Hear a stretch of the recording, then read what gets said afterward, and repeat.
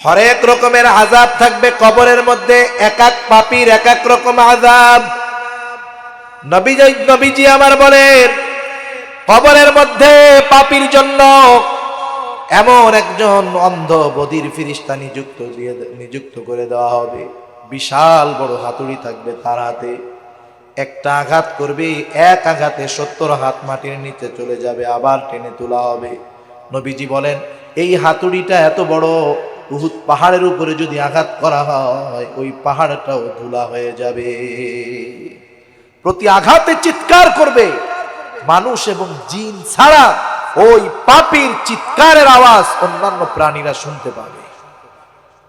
শুধু তাই না, এইরকম বিভিন্ন রকমের আযাব কষ্ট তার ভোগ করতে হবে। এইভাবে তার কঠিন একটা সময় চলবে। হঠাৎ করে দেখবে একজন কুৎসিত বিভস্ত্র চেহারা, বিভৎস চেহারা, একেবারে দুর্গন্ধযুক্ত পোশাক একটা পরে তার কাছে হাজির। এমনিই তো কষ্টের উপরে কষ্ট, এটাকে দেখে আরো কষ্টটা বেড়ে যাবে। বলবে, তুই আবার কে রে, কষ্ট দিতে আসলি? এবার বলবে, শোনো, তুমি যতই আমাকে দূরে ঠেলো আমি তোমার থেকে দূরে যাব না। আল্লাহ তাআলা তোমার দুনিয়ার বদ আমল গুলাকে বদসুরাত দিয়ে পাঠায় দিয়েছে, আমি হলাম তোমার দুনিয়ার বদ আমল। তুমি যতই কষ্ট পাও, যতই বিরক্ত হও না কেন, আমি তোমাকে জাহান্নামে না পৌঁছে দিয়ে তোমার থেকে আলাদা হব না। হাল আতা আলাল ইনসানি হিনুম মিনাদ দাহরি লাম ইয়াকুন শাইআম মাযকুরা। আল্লাহ রাব্বুল আলামিন বলেন, মানুষ এমন কিছু কাল, এমন কিছু সময় অতিক্রম করেছে। আমরা প্রত্যেকটা মানুষই এমন কিছু কাল, এমন কিছু সময় অতিক্রম করেছি, অতিবাহিত করেছি। আল্লাহ তাআলা বলেন, লাম ইয়াকুন শাইআম মাযকুরা, উল্লেখ করার মতো আমাদের কোনো কিছুই ছিল না। আমরা ছিলাম রূহের জগতের এক বাসিন্দা। কিন্তু আল্লাহ রাব্বুল আলামিন কি করলেন? আল্লাহ তাআলা বলেন, ইন্না খলাকনাল ইনসানা মিন নুতফাতিন আমশাজ। আল্লাহ রাব্বুল আলামিন আমাদেরকে এক বিন্দু তুচ্ছ পানি থেকে আল্লাহ তাআলা সৃষ্টি করলেন। আমি আপনি ছিলাম মায়ের পিতার পৃষ্ঠদেশে। আল্লাহ রাব্বুল আলামিন মাতা পিতা উভয়ের মিলনের মাধ্যমে আল্লাহ তাআলা পিতার পৃষ্ঠদেশ থেকে এক ফোঁটা শুক্র কীট আল্লাহ রাব্বুল আলামিন মায়ের রেহেমের ভিতরে পৌঁছায়া দিলেন। শুধু তাই নয়, আল্লাহ তাআলার আদেশে ওই মায়ের পেটের মধ্যে ওই শুক্র কীটটা 120 দিন পর, 120 দিনের প্রসেসের পর একটা মাংসের পিণ্ডে তৈরি হয়ে গেল। একটা মাংসের টুকরা হয়ে গেল 120 দিন পর।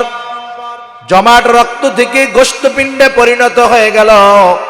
120 দিন যখন অতিবাহিত হলো, একটা স্ট্রাকচার, একটা আকৃতি আমি আপনি পেয়ে গেলাম। এইবার আল্লাহ রাব্বুল আলামিনের আদেশে দুইজন ফেরেশতা মায়ের রহমের মধ্যে আমার আপনার ওই মৃত মাংসের টুকরা, যেই বডিটা আজকে বড় হয়ে গেছে, এই মৃত বডির মধ্যে আল্লাহ তাআলার আদেশে ফেরেশতা এসে রূহ তথা প্রাণ ফুঁকে দিয়ে দিল। মায়ের পেটের মধ্যে প্রাথমিক অবস্থায় আমি ছিলাম মৃত্যু, মরা একটা মাংসের টুকরা আমি ছিলাম। ওই রূহ যখন আসলো, আমি তখন মায়ের পেটের মধ্যে নড়াচড়া শুরু করলাম, প্রাণ পেলাম। মা বুঝতে পারলো আমার পেটের মধ্যে আমার সন্তানটা প্রাণ পেয়ে গেছে। তাহলে মূলত মানুষের মূল জিনিস যেটা, সেটা হলো রূহ, যেটার মাধ্যমেই আজকে আমি আপনি চলাচল করতেছি। আমার দেহ থেকে যখন রূহটা পৃথক হয়ে যাবে, আমি আবারও একটা মাংসের টুকরায় পরিণত হয়ে যাব। আমাকে মানুষ আর কোনো গুরুত্ব দিবে না। তাহলে বোঝা গেল মানুষের মূল উপাদান যেটা, মূল বিষয় যেটা, সেটার নাম হলো রূহ। এই প্রাণটাই হলো মূল। কিন্তু এই রূহটা কি জিনিস? রূহটা কি জিনিস? রাসূল আকরাম সাল্লাল্লাহু আলাইহি ওয়াসাল্লাম যখন মক্কার কাফেরদের মধ্যে তাওহীদের সালাত আখিরাতের দাওয়াত দিতেছেন, এক আল্লাহ তাআলার গোলামি ইবাদত করার জন্য আহ্বান করতেছেন, দাওয়াত দিতেছেন, নিজের রিসালাতের কথা, নবুয়তির কথা তাদের মধ্যে প্রচার করতেছে। বুঝতে হবে মক্কার মুশরিক যারা ছিল তাদের মধ্যে দীর্ঘদিন কোনো নবীর আগমন ঘটে নাই। দাবি করতো ঠিক আছে, কিন্তু ইব্রাহিম আলাইহিস সালাম তার এক সন্তান হযরত ইসমাঈল আলাইহিস সালাম, আর এক সন্তান ছিলেন হযরত ইসহাক আলাইহিস সালাম। ইব্রাহিম আলাইহিস সালামের পরে ঈসা আলাইহিস সালাতু ওয়াস সালাম পর্যন্ত যত নবী এসেছে সব ছিল ইসহাক আলাইহিস সালামের বংশধর, কিন্তু ইসমাঈল আলাইহিস সালামের বংশের পরে আর কোনো নবী নাই। দীর্ঘদিনের গ্যাপ, যেহেতু তাদের বংশে কোনো নবী আসে নাই, সেই জন্য কোন ব্যক্তি নবী হতে পারে না হতে পারে এই বিষয়ে তাদের কোনো স্বচ্ছ ধারণা ছিল না। রাসূলুল্লাহ সাল্লাল্লাহু আলাইহি ওয়াসাল্লাম নবুয়তের দাবি করতেছেন। মক্কার কুরাইশ কাফের সরদারেরা চিন্তা করলো এই মুহাম্মদ তার জীবনের বড় একটা সময় আমাদের মধ্যে কাটিয়েছে, অতিবাহিত করেছে, হঠাৎ করে নিজে নবী দাবি করতেছে। মুহাম্মদ কি আসলে নবী নাকি নবী নয় এ ব্যাপারে তো আমাদের কোনো ধারণা নাই। একজন কোন ব্যক্তি নবী হতে পারে, নবী হওয়ার জন্য কেমন গুণাবলীর দরকার, এটা বুঝতে পারবে তারা যাদের বংশে ধারাবাহিকতার ক্রমান্বয়ে নবীদের আগমন ঘটেছে। বনি ইসরাইল ধারাবাহিকভাবে নবী পাইছে, একের পর এক নবী তাদের মধ্যে সব সময় থাকছে। এজন্য ওরা চিন্তা করলো, দুইজন লোকরে বলল যাও তোমরা মদিনায় চলে যাও, আহলে কিতাব আলেম যারা আছে ইহুদি খ্রিস্টান তাদের কাছে গিয়ে বলবা যে আমাদের মধ্য থেকেই একজন লোক নিজেকে নবী বলে দাবি করতেছে। এখন এই লোকটা আসলে নবী কি নবী নয় আমরা কিভাবে বুঝতে পারবো? এইবার ওই দুইজন লোক মদিনায় চলে গেল। মদিনায় যাওয়ার পর তাদের কাছে সব কথাগুলা খুলে বলল। এবার আহলে কিতাব আলেমরা তাদেরকে শিখায়া দিল, শোনো, তোমাদের মধ্য থেকে যেই লোকটা নবী দাবি করতেছে তাকে গিয়ে তোমরা 3টা প্রশ্ন করবা। সে যদি এই 3 প্রশ্নের জবাব দিতে পারে তাহলে কোনো সন্দেহ নাই ওই লোকটা আল্লাহর প্রেরিত রাসূল। তোমরা যাইয়া 3টা প্রশ্ন করবা।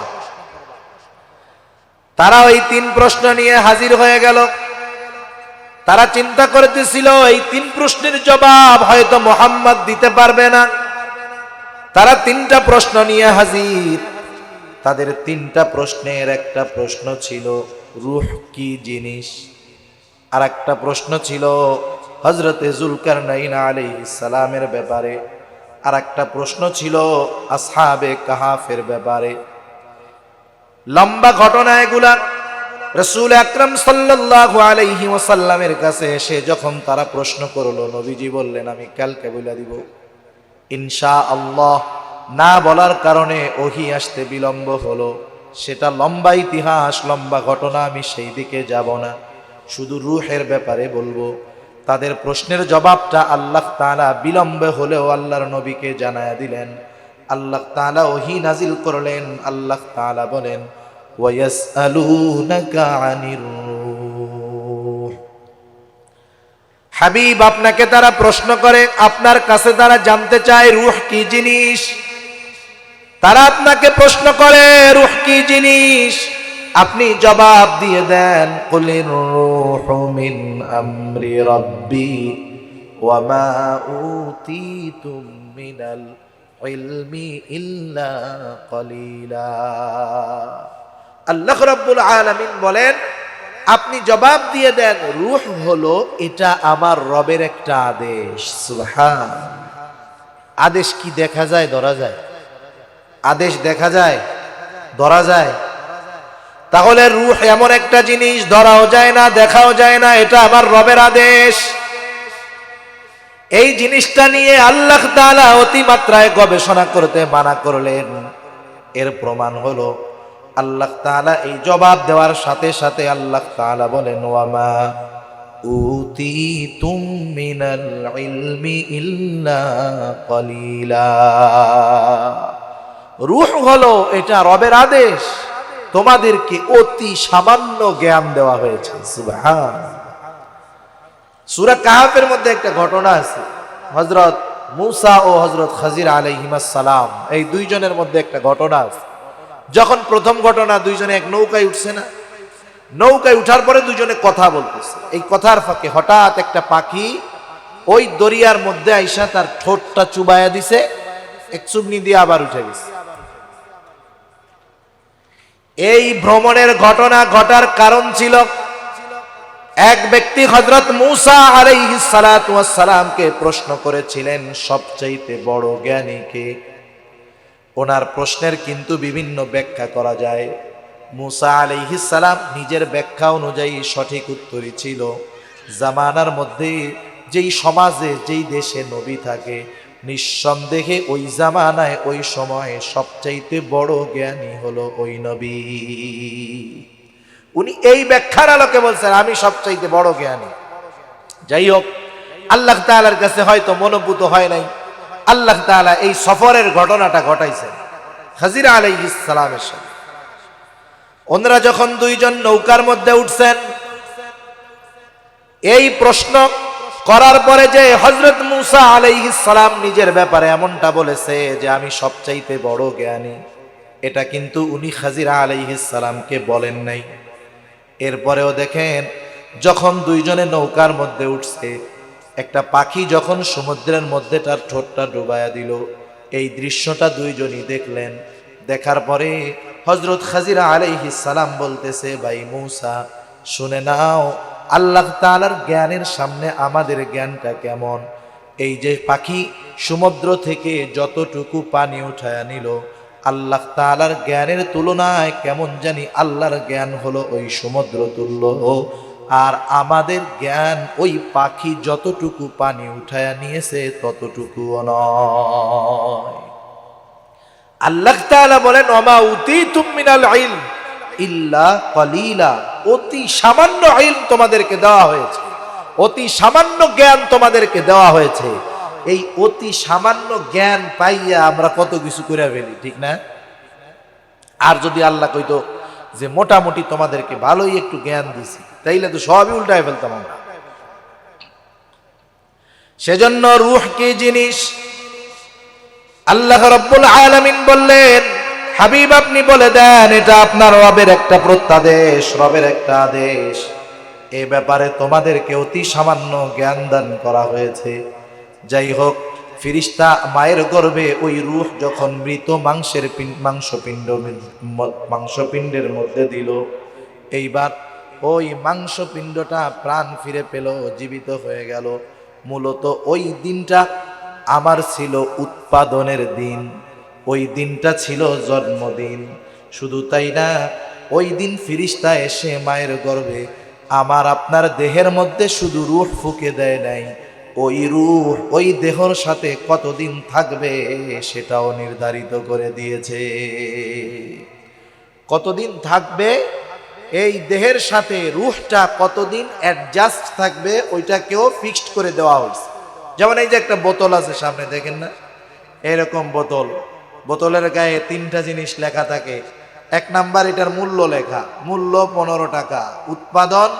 উৎপাদনের তারিখ হলো 19/6/21, আর এটার মেয়াদ শেষ হবে 19 তারিখ 6 মাস 2022 সালে। প্যাকেটজাত পণ্য সহ এরকম কিছু পণ্য আছে যেগুলার গায়ে উৎপাদনের তারিখ আর মেয়াদ লেখা থাকে, ঠিক না? আপনি যদি দোকানে যাওয়ার পরে দেখেন যে এই বোতলটার তারিখ 3 দিন আগে শেষ হয়ে গেছে, এই বোতলের পানির দাম 15 টাকা, আপনারে যদি বলে মেয়াদটা শেষ হয়েছে, তাতে কি আপনি 5 টাকা দেন, কিনবেন? বলেন ধর্মিয়া, তোমার ওইটা এক্সপায়ার ডেট হয়ে গেছে, ওটা ফাও দিলেও খাওয়া যাবে না, যদি খাইয়া মরি, অসুস্থ হই, কে চিকিৎসা করাবে? একটা ভয় লাগবে, ঠিক না? বোতলের গায়ের মেয়াদ লেখা আছে, দেখা যায়। এই জন্য দেখে শুনে মেয়াদ শেষ হলে ওটাকে বাদ দেওয়া যায়, মেয়াদ শেষ হওয়ার আগে ব্যবহার করা যায়। কিন্তু আমার আপনার গায়েও হায়াতের একটা লিমিটেশন আছে, মেয়াদ আছে। ওই মেয়াদটা আছে ঠিক, কিন্তু বোতলের গায়ের মেয়াদের মতো সেটা দেখা যায় না। মেয়াদ ফুরায় গেলে যেমন এটার কোনো দাম নাই, যদি কেউ দোকানের মধ্যে রাখে, ভ্রাম্যমাণ আদালত যদি জানতে পারে, দেখতে পারে, উল্টা তার নামে মামলা হয়ে যাবে। অনুরূপভাবে আমার আপনার মেয়াদ যখন শেষ হয়ে যাবে, যত সুস্থ থাকি দুনিয়াতে থাকতে পারবো না, আর যতক্ষণ মেয়াদ শেষ না হবে, যত অসুস্থ হই না কেন দুনিয়া থেকে যাব না। মানুষ মূলত মৃত্যুর কারণ হিসাবে আমরা বিভিন্ন কারণকে দাঁড় করাই, মূল কারণ ওইটা না। মূল কারণ হলো হায়াত শেষ। মূল কারণ হায়াত শেষ। না খাইয়া মানুষ মরে না। কারণ হসপিটালের বেডে গিয়া দেখেন, চট্টগ্রাম মেডিকেল কলেজে গিয়া দেখবেন, এমনও মানুষ হয়তো পাবেন 2, 4, 6 মাস জ্ঞান নাই, সেন্সলেস, চোখ বন্ধ, কথা বলতে পারে না, একবারে অজ্ঞান অবস্থায় আছে। শুধুমাত্র তার হাতের মধ্যে একটা ক্যানেলা দিয়ে স্যালাইন প্রবেশ করানো হইতেছে, ডেলি 2টা স্যালাইন খাওয়াইতেছে তারে, পানি, তাও গাল দিয়া নয়, চলতেছে রক্তের মধ্যে। আলহামদুলিল্লাহ 2 মাস 2 বছরও পার হয়ে গেছে, বাইচা আছে না নাই? যদি খাওয়ার কারণে মানুষ মরতো, তাইলে তো ওইটা তো মরার কথা আগে। তার মানে বোঝা গেল মেয়াদের সাথে আমার আপনার সম্পর্ক। মেয়াদ শেষ। সুস্থ হলেও দুনিয়াতে থাকা যাবে না, মেয়াদ শেষ না হলে, অসুস্থ হলেও কেউ মরবে না। একটা দিন তো অবশ্যই মেয়াদ শেষ হয়ে যাবে। যখন আমার আপনার মেয়াদ শেষ হয়ে যাবে, ওই মালাকুল মউত একেবারে নির্দিষ্ট সময় আমার আপনার দেহ থেকে রূহটাকে আলাদা করার জন্য হাজির হয়ে যাবে। যেই দিন, যেই সময়, যেই সেকেন্ডে, যেই ন্যানো সেকেন্ডে আমার মৃত্যু আল্লাহ লিখা রাখছেন, একেবারে যথা সময়ে মালাকুল মউত হাজির হয়ে যাবে। সেকেন্ডেরও বেশ কম হবে না। 100 ন্যানো সেকেন্ডে 1 সেকেন্ড, 1 সেকেন্ডকে 100 ভাগ করা যায়, তাতে হয় 100 ন্যানো সেকেন্ড। ওই 1 ন্যানো সেকেন্ড সময়ও ব্যতিক্রম হবে না। আল্লাহ তাআলা বলেন, ফাইযা জাআ আজালুহুম লা ইস্তাখিরুনা সাআতান ওয়া লা ইস্তাকদিমুন। রূহের জগতে কত যুগ, কত শতাব্দী, কত বছর কাটায় আসলাম, হিসাব নাই। কিন্তু দুনিয়ার জিন্দেগির হিসাবটা তো স্বাভাবিক। কেউ 1 বছর, কেউ 1 মাস, কেউ 10 বছর, 20 বছর, 50, 60, 70, 80, 90, 100 বছর বাঁচে এমন লোকের সংখ্যা নাই বললেই চলে। 100 বছর বাঁচে এমন লোক খুঁজে পাওয়া এখন বড় দায়। বাংলাদেশের মানুষের স্বাভাবিক হায়াত 65 থেকে 70 বছর। ধরলাম একটা মানুষ 70 বছর দুনিয়াতে থাকলো, দুনিয়ার হায়াত মাত্র 70 বছরের। মালাকুল মউত আসলো, দুনিয়ার জিন্দেগি শেষ হয়ে গেল, নতুন এক মঞ্জিলের দিকে রওনা হওয়া লাগলো। কিন্তু এই দুনিয়ার সময়টা যত কম হোক, এই দুনিয়ার সময়টা হলো সবচাইতে দামি সময়, ঠিক না? কারণ একটা ছেলে লেখাপড়া করে বছরের পর বছর, কিন্তু পরীক্ষা দেয় কয় মাস ধরে? একটা সাবজেক্ট 1 মাস পরীক্ষা দেয়। এক সাবজেক্টের পরীক্ষা কি 1 মাস দেয় না 3 ঘন্টা?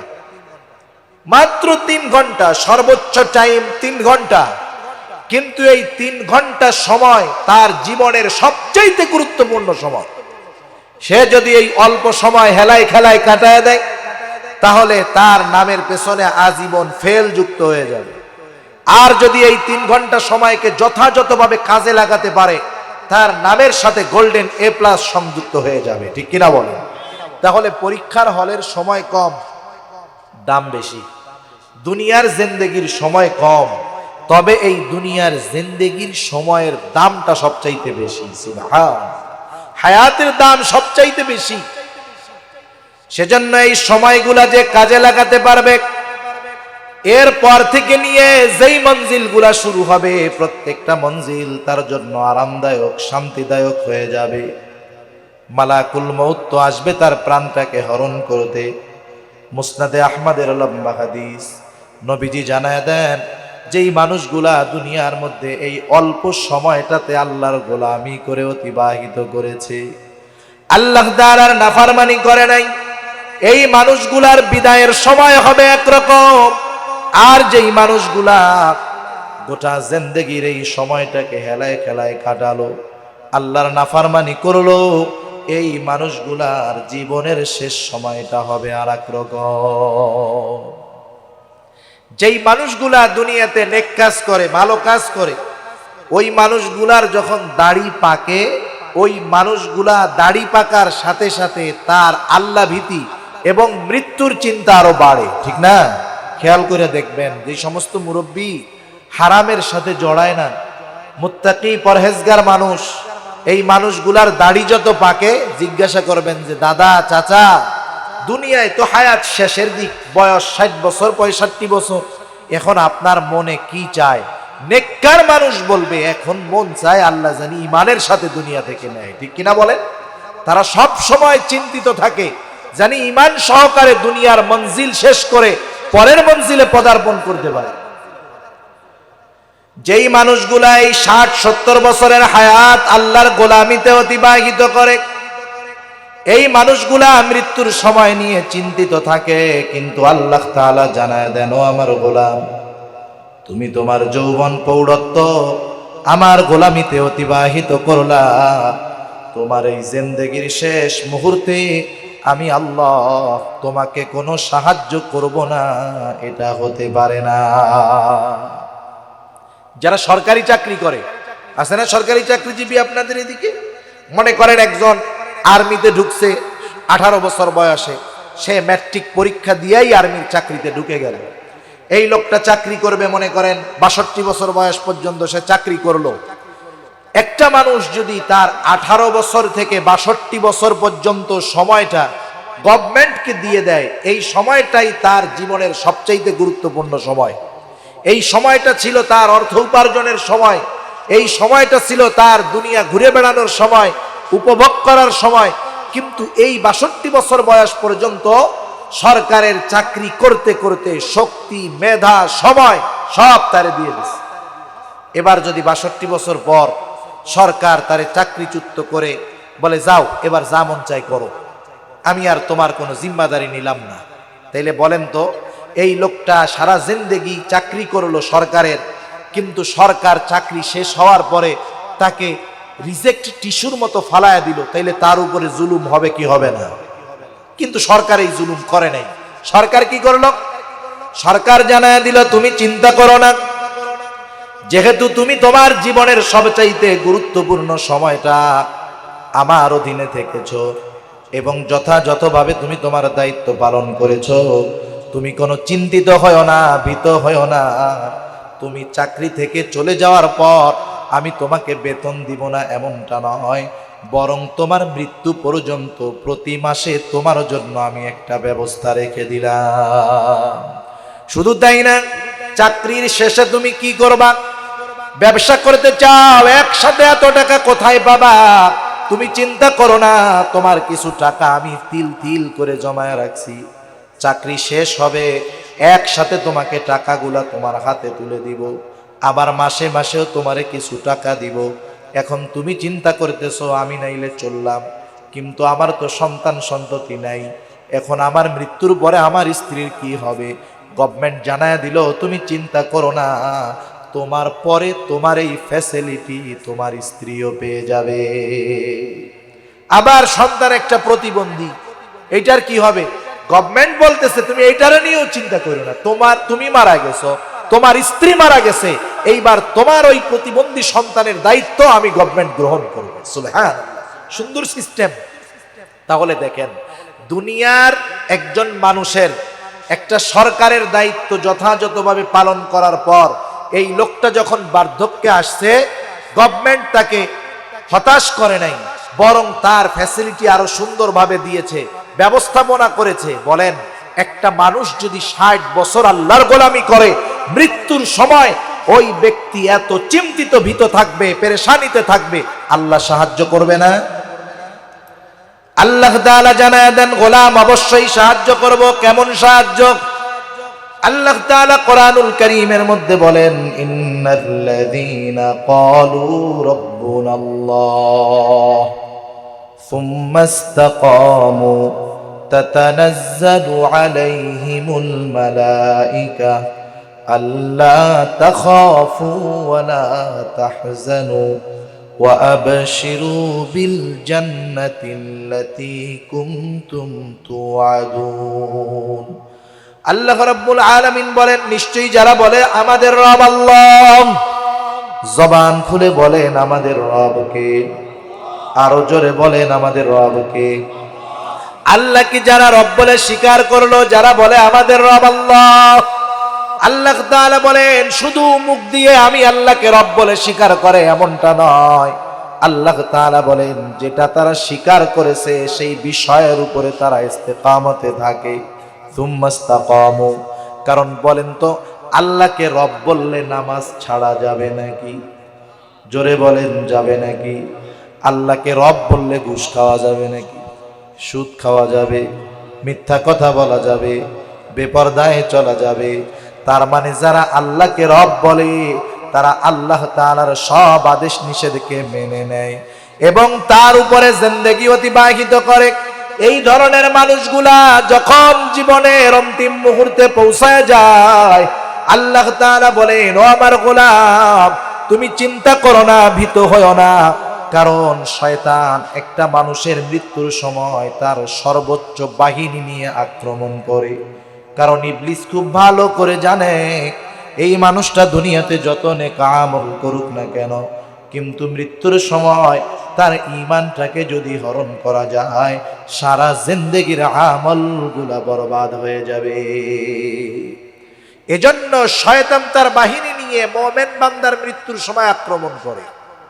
এই ভয়টাই নেককার মানুষ পায় বিধায় বার্ধক্যে পৌঁছানোর পরে বারবার বলে দোয়া কইরেন যাতে ঈমানের সাথে মরতে পারি। ঠিক কিনা বলেন?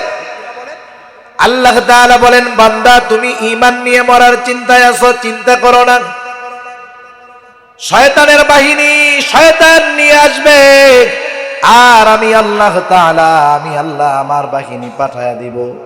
আল্লাহ তাআলা বলেন, তাতানাজ্জালু আলাইহিমুল মালায়েকা, আল্লাহ তাআলা ওই নেককার মুমিন বান্দার মৃত্যুর সময় একদল ফেরেশতা তার কাছে পাঠায়া দেয়।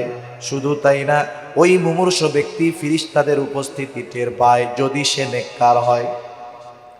আয়েশা তারা কি বলে, আল্লাহ তাখাফু ওয়ালা তাহজানু, হে আল্লাহর বান্দা তুমি ভয়ও পাও না, চিন্তাও করো না।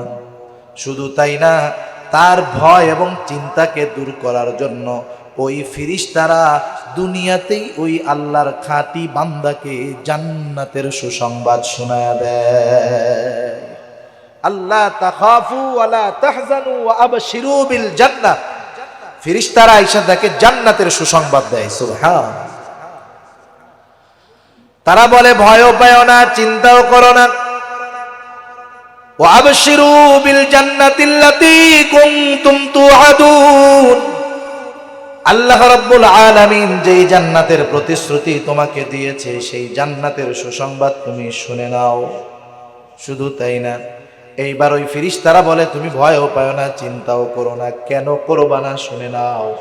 নাহনু আউলিয়াউকুম ফিল হায়াতিদ দুনিয়া ওয়া ফিল আখিরাহ ওয়া লাকুম ফিহা মা তাশতাহি আনফুসুকুম ওয়া লাকুম ফিহা মা তাদউন। ফেরেশতারা আয়েশা বলে ভয়ও পাও না, চিন্তাও করো না, জান্নাতের সুসংবাদও জানায় দেয়।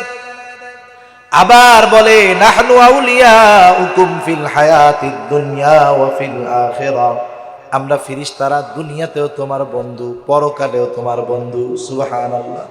সেজন্য তোমার ভয়ও নাই, চিন্তাও নাই। তুমি শুনে নাও, তুমি এমন জান্নাতের সুসংবাদ শুনে নাও যেই জান্নাতের মধ্যে তোমার মন যা চায় আল্লাহ সব রেখে দিয়েছে। দুনিয়াতে যা মন চায় তাও আছে, জান্নাতে যাইয়া যা মন চাবে তাও আল্লাহ তাআলা ওই জান্নাতের মধ্যে রেখে দিয়েছে। এবার তো মৃত্যুর ফেরেশতা চলে আসছে যথাসময়, প্রত্যেকের কাছেই আসবে। মুমিন বান্দার কাছে তো এই ফেরেশতারা আসলো, সুসংবাদ দিল। মৃত্যুর কষ্ট প্রত্যেকটা মানুষের হয়। রাসূল আকরাম সাল্লাল্লাহু আলাইহি ওয়াসাল্লামের ব্যাপারে আয়েশা সিদ্দিকা রাদিয়াল্লাহু তাআলা আনহা বলেন, রাসূল আকরাম সাল্লাল্লাহু আলাইহি ওয়াসাল্লামের মৃত্যু পূর্ববর্তী কষ্ট আমি দেখেছি। সেজন্য কেউ যদি বলে তার মৃত্যুর সময় কোনো কষ্ট হয় না, এটাকে আমি কোনো বড় কিছু মনে করি না। রাসূল আকরাম সাল্লাল্লাহু আলাইহি ওয়াসাল্লাম হয়তো দেখতে চেয়েছেন যে আমার উম্মতকে মৃত্যু যখন হবে তার কষ্টটা কেমন হবে। মুমিন বান্দার জন্য হয়তো এই কারণেই মৃত্যুটাকে আল্লাহ সহজ করে দিলেন। কেমন সহজ হবে আমি বোঝানোর জন্য বললে বুঝতে পারবেন আপনারা যদি বুঝেন, বোঝার চেষ্টা করেন। একটা মানুষ অনেক সময় কিছু বিষয় আছে কষ্ট হয় তবে অনুভব হয় না। যেমন এখন অপারেশন করার সময় অ্যানেস্থেসিয়া দিয়া আগে ওই জায়গাটাকে অবশ বানায় নেয়। মনে রাখবেন, সাধারণভাবে কাটলে যেমন ব্যথা হয় অবশ্যই অবশ করার পরে কাটলেও তেমনই ব্যথা হয়, কিন্তু সাময়িক ইনজেকশন দেওয়ার কারণে ওই ব্যথাটা ওই ব্যক্তির কাছে অনুভব হয় না। কিন্তু একটা সময় আছে, যখন 8 ঘন্টা 12 ঘন্টা কেটে যায় তখন ব্যথা লাগে কি লাগে না? লাগে। আবার দেখেন ছোট্টবেলায় যারা মুসলমানি দিচ্ছেন না, মুসলমানি এখন তো ডাক্তারের কাছে দেয়, কসমেটিক সার্জারি, ব্যথাও লাগে না, রক্তপাত হয় না। কিন্তু আগের সিস্টেম কিন্তু এটা ছিল না। আগে ডাইরেক্ট ধইরেই সাইজ হাজেন্ডে দিয়ে কাটায় দিত, ইনজেকশন কিচ্ছু নাই। যেই বাচ্চারে দিবে ওর চোখ আগে চাইবা ধরতো, ওর সাথে গল্প জমাইতো, ভাব জমাইতো, কি খাইতে ভালো লাগে এই সব বইলা বইলা ওর মাইন্ড আরেক দিকে নিয়ে যাইত, ওর মনকে আরেক দিকে নিয়ে যাইতো। ও যখন গল্পে মস্ত, কোন ফাঁকে, গল্পের ফাঁকে কাইটা তেনা পেছানো, কাটাকাটিও শেষ, মুসলমানিও শেষ। তাহলে দেখেন মানুষের মাইন্ড হলো এমন এক জিনিস, এটাকে যদি আরেক দিকে নিয়ে যাওয়া যায় তাইলে তার অন্য দিকের খবর থাকে না। সেটা যদি সে তার প্রিয় বিষয়ের দিকে নিয়ে যাওয়া যায় তার মন মস্তিষ্ক, তাহলে ওই সময়ের কষ্ট তার অনুভব হয় না। রাসূল আকরাম সাল্লাল্লাহু আলাইহি ওয়াসাল্লাম জানায় দেন, মুমিন ব্যক্তির মৃত্যুর সময় একদল ফেরেশতা উপস্থিত হয়ে যায়। অবশ্যই প্রত্যেকের মৃত্যুর কষ্ট হয়, কিন্তু ওই মুমিন ব্যক্তি যখন জান্নাতের সুসংবাদ পেয়ে যায়, ওই মুমিন ব্যক্তির রূহ কবজ করে তার কষ্ট হয়, কিন্তু জান্নাতের সুসংবাদ পাওয়ার কারণে ওই কষ্টটা তার মধ্যে অনুভব হয় না। কষ্ট হয় কিন্তু অনুভব হয় না। মুসনাদে আহমদের হাদিস, আল্লাহর নবী বলেন, মুমিন ব্যক্তির যখন মৃত্যুর সময় হয়ে যায়, একদল ফেরেশতা সুন্দর নরম একটা কাপড় নিয়ে একবারে সাদা পোশাকে সুশোভিত হয়ে সুগন্ধি লাগায়া মুমিন ব্যক্তির শিয়রে উপস্থিত হয়ে যায়। এইবার তারা এসে মুমিন ব্যক্তিকে সুসংবাদ দিতে থাকে আর বলে, ও আল্লাহর প্রিয় বান্দার রূহ, ও পবিত্র আত্মা, আল্লাহর রহমতের দিকে অগ্রসর হও।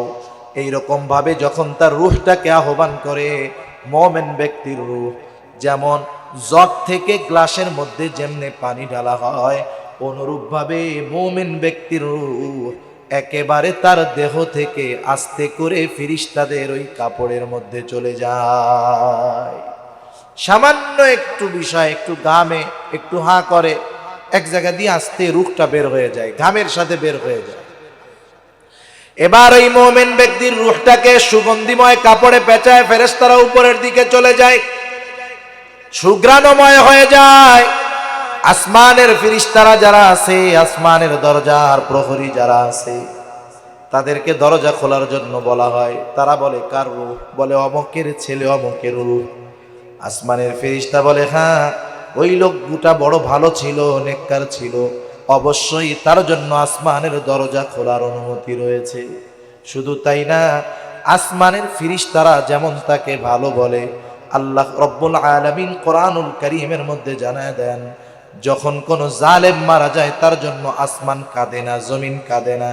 এই আয়াতের তাফসীরে আল্লাহ রব্বুল আলামিনের নবী জানায় দেন, যখন কোন নেককার বান্দা মারা যায় তার জন্য আসমানও কান্না করে, জমিনও কান্না করে। তাফসীরে ইবনে কাসীরের মধ্যে আসছে, প্রত্যেকটা মানুষের জন্য আসমানে পার্সোনাল করে দুইটা দরজা আছে, আমারও আছে দুইটা, আপনারও দুইটা আছে। আল্লাহ তাআলা বলেন ফামা বাকাত আলাইহিমুস সামাউ ওয়াল আরদ, জালেমের মৃত্যুতে আসমানও কাঁদে না, জমিনও কাঁদে না, কিন্তু যখন কোনো মুমিন বান্দা মারা যায় আসমান কাঁদে, জমিনও কাঁদে। দুইটা দরজা আছে প্রত্যেকটা মানুষের জন্য। একটা দরজা দিয়া তার নেক আমলগুলা আল্লাহর দরবারে হাজির করা হয়, আর একটা দরজা দিয়া দুনিয়াতে তার আর আল্লাহর দরবারে পেশ করা হবে না। আবার আরেকটা দরজা বলে আজকে থেকে আর আমি দরজার মধ্যে দিয়ে মুমিন বান্দার রিজক দুনিয়াতে পৌঁছাবে না। এক এক করে মুমিন বান্দার রূহ সব 7টা আকাশের দরজা তার জন্য খুলে দেওয়া হয়। আল্লাহর পক্ষ থেকে ঘোষণা হয়, যাও আমার ওই বান্দার নামটা ইল্লিনের মধ্যে অন্তর্ভুক্ত করে দাও। জালেমের কাছেও তো আসে, কিন্তু জালেমের মৃত্যুর সময় তো আল্লাহ রহমতের ফেরেশতা পাঠাবে না, কারণ আল্লাহ রাব্বুল আলামিনের আদেশ মানে নাই। সারা জিন্দেগি আল্লাহর নাফরমানি করছে, গুনাহ করছে, পাপ করছে, ইসলাম বিরোধী কর্মকাণ্ডের সাথে থাকছে, দ্বীনি কাজের সাথে খবর নাই, মসজিদে যায় নাই, সুদ ঘুষের অভাব নাই, এমন কোনো অপরাধ নাই লোকটা করে নাই, তাওবাও করে নাই, তার কাছেও মৃত্যুর ফেরেশতা যথাসময়ে হাজির হয়ে যাবে। নবীজি বলেন বিভৎস কুৎসিত চেহারার একদল ফেরেশতা দুর্গন্ধময় পোশাক পরে খসখসে সালার কাপড়ের মতো একটা কাপড় নিয়ে তার কাছে হাজির হয়ে যাবে। ওই ফেরেশতাদের বিভৎস চেহারা দেখেই ওই বদকার বান্দার অবস্থা খারাপ হয়ে যাবে। এইবার গিয়ে তারা বলবে, এই পাপী বান্দার রূহ আল্লাহর গজবের দিকে ধাবিত হ, আল্লাহর অসন্তুষ্টির দিকে ধাবিত হ। এইবার রূহটা তার দেহ থেকে বের হতে চাবে না, দেহর মধ্যে দৌড়াদৌড়ি শুরু করবে, লোকটা ছাটাছাটি শুরু করবে। এইবার ওই ফেরেশতারা জোর করে ওই পাপিষ্ট ব্যক্তির দেহ থেকে রূহটাকে জোর করে টান দিয়ে বের করবে। কয়েকটা বর্ণনা আসছে, ওই মুহূর্তে ওই ব্যক্তির এতটা কষ্ট হবে, যদি একটি জীবিত ছাগল তার চামড়া ছিলে ফেলা হয়, ওই ছাগলটার যত কষ্ট হবে তার চাইতেও তার বেশি কষ্ট হবে। তার রূহটাকে দুর্গন্ধময় কাপড়ে পেঁচা নিয়ে যাওয়া হবে। আসমানের ফেরেশতারা বলবে, কার রূহ? বলবে অমকের ছেলে অমক। বলবে লোকটা বড় বদকার ছিল, তার জন্য আসমানের দরজা খোলার অনুমতি নাই। এবার আল্লাহর পক্ষ থেকে ঘোষণা হবে, যাও ওই গোলামের নামটা সিজ্জিনের মধ্যে অন্তর্ভুক্ত করে দাও। এবার কি হয়, যখন মৃত্যুটা হয়ে গেল, দেহ থেকে রূহটা বের হয়ে গেল, আত্মীয় স্বজন নিশ্চিত হয়ে গেল এখন আর দেহর সাথে রূহ নাই। এইবার মুয়াজ্জিন বা ইমাম সাহেবকে ফোন দিয়ে বলে, বাইরে আমার বাবা, আমার চাচা, আমার দাদা দুনিয়া থেকে মারা গেছে, ইন্তেকাল করিয়েছে, একটু ঘোষণা দিয়ে দেন। তাই করে না? যারটাই হোক করে, তো নেককার হোক আর বদকার হোক করে। ঘোষণা হয়ে যাবে, বাঁশখালীর আব্দুর রহিম আজ বিকাল 5 ঘটিকার সময় ইন্তেকাল করিয়াছে, আগামী দিন সকাল 9টায় তার জানাজা হবে। শব্দটা বলল ইন্তেকাল। ইন্তেকাল শব্দের অর্থ সব কিছু শেষ হয়ে যাওয়া নয়, বরং নতুন করে আরেকটা শুরুর অপেক্ষা। ইন্তেকাল শব্দের অর্থ হলো স্থানান্তরিত হওয়া। আব্দুর রহিম ইন্তেকাল করছে মানে কি? আব্দুর রহিম এতকাল দুনিয়ায় ছিল, দুনিয়া থেকে এখন সে নতুন আর এক জায়গায় স্থানান্তরিত হয়েছে, যেটার নাম হলো আলমে বরজখ। যেটার নাম হলো কি? আলমে বরজখ। তাহলে আব্দুর রহিম কি এই বডির নাম? জোরে বলেন, আব্দুর রহিম কি এই বডির নাম? এই বডির নাম না। এই বডি থেকে যখন আব্দুর রহিম বের হয়ে যায়, রূহটা যখন বের হয়ে যায়, তখন কি বলা হয়? বলা হয় এটা লাশ। যদি চিটাগাং মেডিকেলে মারা যায়, মানুষ তখন বলে না যে আব্দুর রহিম কখন আসবে, বলে লাশটা কখন আসবে, আব্দুর রহিমের লাশটা কখন আসবে। লাশের জানাজা তৈরি হয়েছে, গোসল করা হয়েছে, লাশ কাফন দেওয়ানো হয়েছে, তখন তার নাম কি বলে? লাশ। লাশ মানে লাশ, শাইউন, যার মধ্যে কিছু নাই। কি নাই? আসলটা নাই, কিন্তু দেখা যায় না। আসলটা কার আদেশ? জোরে বলেন। এবার আব্দুর রহিম ইন্তেকাল হয়ে গেছে, জানাজা কমপ্লিট হলো। এবার আব্দুর রহিমের দেহটাকে কবরস্থ করা হলো। নবীজি বলেন, যখন মানুষ কবরস্থ করে, মাইয়াতকে কবরস্থ করে চলে যায়, 40 কদম যাওয়ার মতো সময় আর কি, এতটুকু পরে দুইজন ফেরেশতা ওই কবরের মধ্যে উপস্থিত হয়ে যায়, প্রত্যেকের কবরে হাজির হয়ে যায়। এইবার যেই ব্যক্তি নেককার তাকেও 3টা প্রশ্ন করে, বদকার তাকেও 3টা প্রশ্ন করে। এই 3টা প্রশ্ন এমন 3টা প্রশ্ন, তামাম দুনিয়ার সব মানুষকে আগেই এই 3টা প্রশ্ন জানায়া দেওয়া হয়েছে। বুঝতে হবে, যেই পরীক্ষার প্রশ্ন আগে জানায়া দেওয়া হয় না, বুঝতে হবে এই পরীক্ষার প্রশ্ন হবে সহজ। কিন্তু যেই পরীক্ষার প্রশ্ন আগে জানায়া দেওয়া হয়, বুঝতে হবে এই প্রশ্নের জবাব দেওয়া কঠিন। কিছু প্রশ্নের উত্তর আছে যেটা শুধু লেখাপড়ার সাথে সম্পৃক্ত বিষয়, মুখস্থর সাথে সম্পৃক্ত বিষয়, লেখার সাথে সম্পৃক্ত বিষয়। আর কিছু প্রশ্নের উত্তর আছে লেখাপড়ার সাথেই সম্পৃক্ত বিষয় নয়, বরং এটা প্র্যাকটিক্যাল আমলের সাথে সম্পৃক্ত বিষয়। এই 3 প্রশ্নের জবাব লেখাপড়ার সাথে সম্পৃক্ত নয়, এই 3 প্রশ্নের জবাব হবে আমলের সাথে সম্পৃক্ত। এই 3 প্রশ্নের আলোকে দুনিয়াতে যে আমল করবে, ওই লোকটা যদি কোনোদিন নাও জেনে থাকে যে কবরে যাওয়ার পরে এই 3 প্রশ্ন করা হবে, যদি নাও জানে, তবে এই 3 প্রশ্নের আলোকে দুনিয়াতে আমল করেছে, কবরে যাওয়ার পর ওই 3 প্রশ্ন করার সাথে সাথে সে জবাব দিয়ে দিবে। কিন্তু কেউ যদি চিন্তা করে দুনিয়ায় নকল করে তো কম পরীক্ষায় পাশ করি নাই, এবার ওসিয়ত করছে মরার আগে ওই 3 প্রশ্ন উত্তর সহ উত্তর টত্তর লিখে কাফনের মধ্যে দিয়ে দিস, যখন প্রশ্ন করতে আসবে আমি দেখাই বলবো যে তোমরা কি প্রশ্ন করতে আসতো, আমি জানি উত্তর এইটা, এটা তোমরা যাও। এ সুযোগ কবরে আছে? জোরে বলেন আছে? এবার মুমিন বান্দার কবরের মধ্যে প্রশ্ন করা হবে। 1 নাম্বার প্রশ্ন, মার রব্বুক, তোমার রব কে? মুমিন বান্দা বলেন, সারা জিন্দেগি গোলামি করেছে কার? বলেন তো, প্রকৃত গোলাম কখনো কি তার মনিবকে চিনতে ভুল করবে নাকি? মুমিন বান্দা সাথে সাথে জবাব দিয়ে দিবে, আমার রব হলো আল্লাহ। 2 নাম্বার প্রশ্ন বলবে, কমা দিনুক, তোমার দিন কি? যদি কেউ তার গোটা জিন্দেগি ইসলামী শরঈ অনুশাসনের মাধ্যমে চালিয়ে থাকে, গোটা জিন্দেগির প্রতিটা পদক্ষেপে, পারিবারিক জীবন, ব্যক্তিগত জীবন, রাজনৈতিক জীবন, সামাজিক জীবন, সর্বক্ষেত্রে যদি ইসলামের আলোকে জীবনকে সাজায় থাকে, জীবন ব্যবস্থা যদি তার ইসলামের আলোকে হয়, সাথে সাথে জবাব দিয়ে দিবে, আমার দিন হলো ইসলাম। 3য় প্রশ্ন করা হবে। 2টা বর্ণনা, 1 বর্ণনায় আসছে জিজ্ঞাসা করা হবে, ওমান নবিয়ুক, তোমার নবীকে? আরেকটা বর্ণনায় আসছে রাসূলুল্লাহ সাল্লাল্লাহু আলাইহি ওয়াসাল্লামের আকৃতি দেখায় বলা হবে, মা হাদার রাজুলুল্লাযী বুইসা ফীকুম, এই লোকটাকে যাকে তোমাদের কাছে প্রেরণ করা হয়েছিল। মুমিন বান্দা সে তো নবীজির আদর্শের আলোকে তার জীবনটাকে সাজালো, সুন্নাতের আলোকে তার জীবনকে সাজালো, সে সাথে সাথে জবাব দিবে, হাদা নবিয়ুনা মুহাম্মাদুর রাসূলুল্লাহ।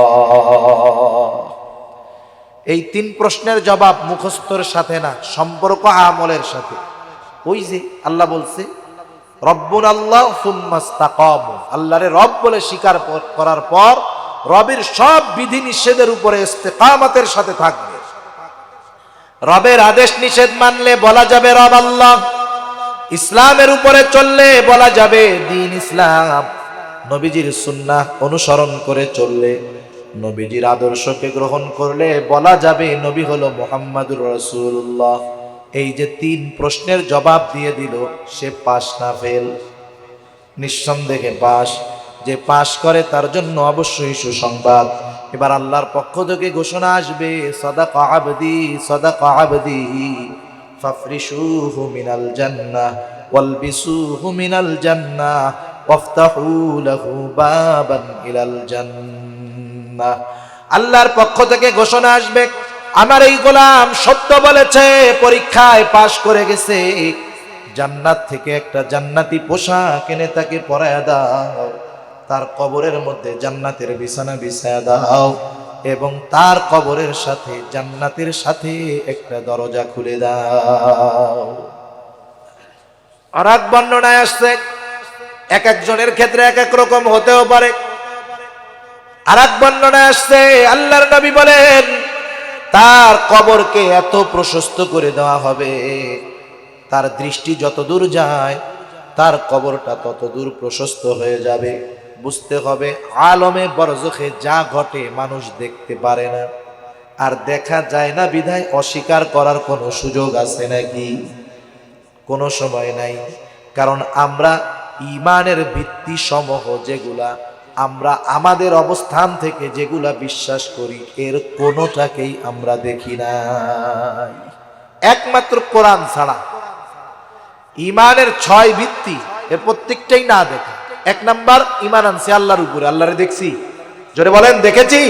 দেখি নাই। ফেরেশতাগণের উপরে ঈমান আনছি, 2-1 বার দেখছি নাকি ফেরেশতা? না দেখা ঈমান আনছি। অকুতুবিহি, কিতাব সময়ের উপরে ঈমান আনছি, শুধুমাত্র কোরআনটাকে দেখছি, বাকিগুলা দেখি নাই, অবিশ্বাস করি না দেখার কারণে। রাসূলগণ কোন নবীরই তো দেখলাম না, অবিশ্বাস করি। কিয়ামত পরকাল সম্পর্কে কিছুই দেখি নাই, অবিশ্বাস করি। তাকদীরের ভালো মন্দ সব আল্লাহর তরফ থেকে হয়, কোনোদিন দেখলাম না তো, দেখা যায় না কপালে কি লেখা আছে, বিশ্বাস করি না। তাহলে সব না দেখার উপরেই তো বিশ্বাস করতেছি। সেজন্য আলমে বারজাখ এটা লোকচক্ষুর অন্তরালের এক জগৎ, মানুষ দেখে না ওই জগতে কি হয়। এবার তার কবরটাকে প্রশস্ত বানায় দেওয়া হবে। শুধু তাই না, আর এক বর্ণনায় আসছে, এই ব্যক্তি যখন 3 প্রশ্নের জবাব দিয়ে দিবে, এইবার ফেরেশতারা বলবে, নাম কানাউমিল আরুস, তুমি আল্লাহর বান্দা ঘুমাতে থাকো যেমন করে নতুন দুলা ঘুমায়, শান্তি আর শান্তি। আর এক বর্ণনায় আসছে, ও তো কবরে একাকী থাকবে, লম্বা সফর, একা একা লম্বা সফর করা কষ্টের। আল্লাহ রাব্বুল আলামিন তার কবরের একাকিত্ব দূর করার জন্য একজন সুদর্শন লোক পাঠায় দিবে, যেইটারে ও জীবনেও দেখে নাই। দেখে বলবে যে, তোমারে তো চিনলাম না, তুমি কে? তুমি তো অনেক সুন্দর মানুষ। এবার ওই সুন্দর লোকটা বলবে, আমি তোমার একাকিত্ব দূর করার জন্য এসেছি, তোমাকে তো চিনলাম না, অপরিচিত তুমি আমার কাছে। বলে, তুমি আমাকে চিনো নাই? আল্লাহ তাআলা তোমার দুনিয়ার নেক আমলকে নেক সূরত দিয়া পাঠায় দিয়েছে, তুমি চিন্তা করো না, আমি তোমাকে জান্নাত পর্যন্ত না পৌঁছে দিয়ে তোমার থেকে আলাদা হব না। আর যেটা বদকার, প্রশ্ন করবে, মার রাব্বুক, জবাব দিতে পারবে না। ওমা দীনুক, জবাব দিতে পারবে না। নবীকে দেখায় বলবে, মা হাদার রাজুলুল্লাযী বুইসা ফীকুম, জবাব দিতে পারবে না। সে বলবে, লা আদরি, আমি কিছুই জানি না। এবার আল্লাহর পক্ষ থেকে ঘোষণা আসবে, কাযাবা আবদি, কাযাবা আবদি, ফাফরিশুহু মিনান নার, আলবিসুহু মিনান নার, ওয়াফতাহু লাহু বাবান ইলান নার। আল্লাহর পক্ষ থেকে ঘোষণা আসবে, তাকে জাহান্নাম থেকে আগুনের পোশাক এনে পরায়া দাও, তার কবরের মধ্যে আগুনের বিছানা বিছায়া দাও, তার সাথে জাহান্নামের সাথে একটা দরজা খুলে দাও। শুধু তাই না, নবীজি আমার বলেন, তার কবরটাকে এতটা সংকীর্ণ করে দেওয়া হবে, এমন চাপ দিবে 2 পাশের মাটি 1 পাজরের হাড় অপর পাজরে ঢুকে যাবে। হরেক রকমের আযাব থাকবে কবরের মধ্যে, এক এক পাপীর এক এক রকম আযাব। নবীজি আমার বলেন, কবরের মধ্যে পাপীর জন্য এমন একজন অন্ধ বধির ফেরেশতা নিযুক্ত করে দেওয়া হবে। বিশাল বড় হাতুড়ি থাকবে তার হাতে, একটা আঘাত করবে, এক আঘাতে 70 হাত মাটির নিচে চলে যাবে, আবার টেনে তোলা হবে। নবীজি বলেন, এই হাতুড়িটা এত বড়, উহুদ পাহাড়ের উপরে যদি আঘাত করা হয়, ওই পাহাড়টাও ধুলা হয়ে যাবে। প্রতি আঘাতে চিৎকার করবে মানুষ এবং জিন ছাড়া, ওই পাপীর চিৎকারের আওয়াজ অন্যান্য প্রাণীরা শুনতে পাবে। শুধু তাই না, এইরকম বিভিন্ন রকমের আযাব কষ্ট তার ভোগ করতে হবে। এইভাবে তার কঠিন একটা সময় চলবে। হঠাৎ করে দেখবে একজন কুৎসিত বিভস্ত চেহারা, বিভস্ম চেহারা, একেবারে দুর্গন্ধযুক্ত পোশাক একটা পরে তার কাছে হাজির। এমনিই তো কষ্টের উপরে কষ্ট, এটাকে দেখে আরো কষ্টটা বেড়ে যাবে। বলবে তুই আবার কে রে, কষ্ট দিতে আসলি? এবার বলবে শোনো, তুমি যতই আমাকে দূরে ঠেলো আমি তোমার থেকে দূরে যাব না। আল্লাহ তাআলা তোমার দুনিয়ার বদ আমল গুলাকে বদসুরাত দিয়ে পাঠায় দিয়েছে, আমি হলাম তোমার দুনিয়ার বদ আমল। তুমি যতই কষ্ট পাও, যতই বিরক্ত হও না কেন, আমি তোমাকে জাহান্নামে না পৌঁছে দিয়ে তোমার থেকে আলাদা হব না। এভাবে ও জগৎ তার কষ্টের সাথে চলবে। একটা সময় ইসরাফিল আলাইহিস সালাম আল্লাহ তাআলার আদেশে সিংহায় ফুৎকার দিবেন। আল্লাহ রাব্বুল আলামিন সব মানুষকে একত্রিত করবেন, হিসাব নিকাশ হবে। এরপরে মানুষেরা একটা দল হয়ে যাবে জান্নাতি, আর একটা দল হয়ে যাবে জাহান্নামী। যারা জান্নাতি হলো তাদের শেষ মঞ্জিল জান্নাত, অনন্তকাল জান্নাতে থাকবে। আর যাদের শেষ মঞ্জিল হলো জাহান্নাম, অনন্তকাল তারা জাহান্নামে থাকবে। কিছু মানুষ ইমানের কারণে পাপ করছে, জাহান্নামে জ্বলবে, ইমানের কারণে এক সময় তারাও জান্নাতি। তার মানে মানুষের সর্বশেষ অবস্থা দুইটা, হয়তো অনন্তকাল জান্নাতি, না হয় অনন্তকাল জাহান্নামী। কে কোন মঞ্জিলের বাসিন্দা হবে, কে কোন জায়গার বাসিন্দা হবে, এটা কিন্তু নির্ধারিত হয় এই দুনিয়ার 60 বছর হায়াতের ব্যবহারের মাধ্যমে। ঠিক কিনা বলেন? এখন আপনাদের কাছেই আমার কথা, যে এই 60-70 বছরের হায়াত, 40 বছরের হায়াত, যুবকরা মনে করে আমরাও মনে হয় 70 বছর বাঁচবো। বিষয়টা এমন না ভাই। আজকে সারা দুনিয়ার সমীকরণ যদি দেখা হয়, বৃদ্ধ মানুষের চাইতে যুবকদের মৃত্যুর হার বেশি। যেভাবেই মরুক, মোটর সাইকেলে মরুক, নেশা খেয়ে মরুক না কেন, যেভাবেই মৃত্যুবরণ করুক, কিন্তু বৃদ্ধদের তুলনায় যুবকদের মৃত্যুর হার অনেক বেশি। সেজন্য আমরা যদি চিন্তা করি 60-70 বছর বয়স হলে, দাড়ি পাকলে, চুল পাকলে, দাদা হইলে, নানা হইলে, হজ কইরা তওবা কইরা আল্লাহর ওলি হয়ে যাব, সে সুযোগ কিন্তু নাও আসতে পারে। ঠিক কিনা বলেন? সেজন্য এই অল্প সময় আমরা কাজে লাগাবো, অনন্তকালের সফলতা অর্জন করব। এজন্য আল্লাহ তাআলা আমাদেরকে বলেন, স্মরণ করায় দেন, কুল্লু নাফসিন যায়িকাতুল মাউত, প্রত্যেকটা প্রাণীকে মৃত্যুর স্বাদ আস্বাদন করতেই হবে। নাস্তিক আল্লাহকে অস্বীকার করে, বলেন তো মৃত্যুকে অস্বীকার করে নাকি? আল্লাহর কত সৃষ্টি অস্বীকার করে, কিন্তু মৃত্যুকে সে অস্বীকার করে না। আল্লাহ তাআলা সেই কথাই বলেন, কুল্লু নাফসিন যায়িকাতুল মাউত। এখন এই মৃত্যু কেন? এই মৃত্যুর মাধ্যমে আমাদেরকে এমন একটা জগতের দিকে নিয়ে যাওয়া হচ্ছে, যেই জগতের শুরু আছে, শেষ নাই। দুনিয়ায় আমি পরীক্ষার হলে ছিলাম, পরীক্ষা শেষ, এর মাধ্যমে কয়দিন পরে আমার ফলাফল দেওয়া হবে। আল্লাহ মৃত্যুর মাধ্যমে আমাদেরকে কিয়ামতের দিকে নিয়ে যাচ্ছেন, হাসরের দিকে নিয়ে যাচ্ছেন। কি হবে ওখানে? আল্লাহ বলেন ওই দিন, হাসরের দিন, ওয়াইন্নামা তুওয়াফাউনা উজুরাকুম ইয়াউমাল কিয়ামা। মূল কথা হলো দুনিয়াতে যে যেমন আমল করেছে তার আমলের পরিপূর্ণ প্রতিদান কিয়ামতে দেওয়া হবে। কে পাস? আল্লাহ বলেন, ফামান যুহজিহা আনিন নার ওয়া উদখিলাল জান্নাতা ফাকাদ ফাজ। আল্লাহ তাআলা বলেন, যে জাহান্নাম থেকে বাঁচলো, জান্নাতে গেল, আল্লাহ বলেন সে সফল হয়ে গেল। সুবহানাল্লাহ, সে গোল্ডেন এ প্লাস পেয়ে গেল। আবার এরপরে আল্লাহ বলেন, বান্দা ফেল কেন করো জানো? তুমি তো ফেল তো করো দুনিয়ার জিন্দেগিটাকে গুরুত্ব দিয়ে, দুনিয়া কামানোর ধান্দা করে, দুনিয়ার 60 বছর এনজয় করতে গিয়ে, উপভোগ করতে গিয়ে, 31st নাইট পালন করতে গিয়ে, তুমি তোমার যৌবনকে উপভোগ করতে গিয়ে, তুমি এই দুনিয়ার মজমায় পড়ে, মজায় পড়ে তুমি কিন্তু ফেইলের খাতায় নাম লেখায় ফেলো। তবে শোনো, ওয়ামাল হায়াতুদ দুনিয়া ইল্লা মাতাউল গুরুর। দুনিয়ার জিন্দেগি অতি তুচ্ছ একটা সামগ্রী, এটাকে ভোগ করতে গিয়ে ওই অনন্তকালের ব্যর্থদের তালিকায় তোমার নাম লেখায়ও না।